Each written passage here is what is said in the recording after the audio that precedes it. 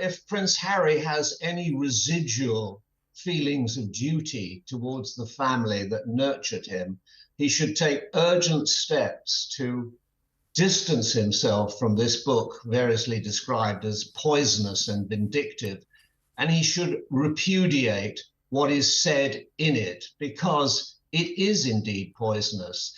The charge of racism is pernicious. It's an easy one to make, and it's almost impossible to refute because you have to prove a negative.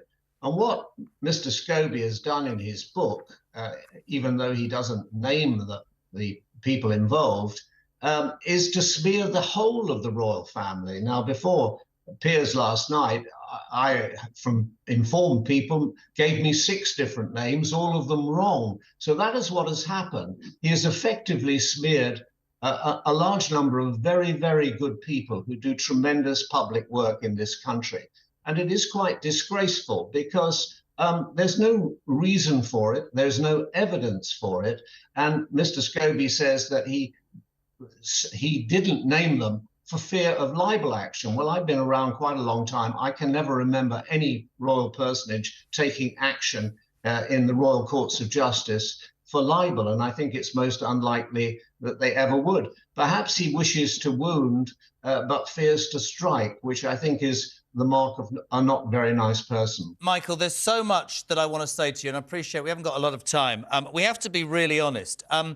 Piers is right. There is absolutely no evidence to suggest that King Charles or Kate have ever said anything offensive or racist. This started 3 years ago with that Oprah Winfrey interview, and I've been covering this all morning. When that incendiary claim was made by Markle, it was never backed up. In fact, Oprah Winfrey, who I look up to, or did, she didn't even challenge her on it. It went ballistic. But when Spare came out, Harry backtracked. Let's just remember that.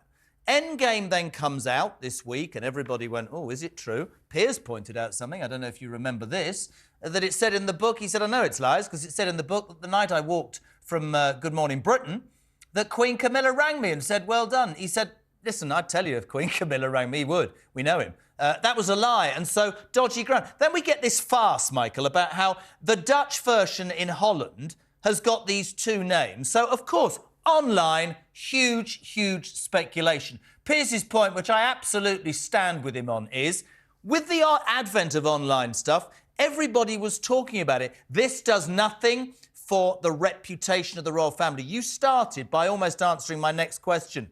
Is it time, Michael Cole, for the royal family to move away from stay calm and carry on? Do they need to come out and speak and cast these 2 adrift? Or is it, as you said, for Harry and Meghan, who apparently had nothing to do with this book, and Scobie's not their friend anymore, quite how he knows about the letter is another story.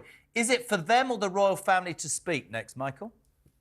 No, I think the royal family in this country should maintain a dignified silence, but I do believe the duty is now very heavily upon Prince Harry and his wife, Meghan Markle, Duchess of Sussex, because they can do something real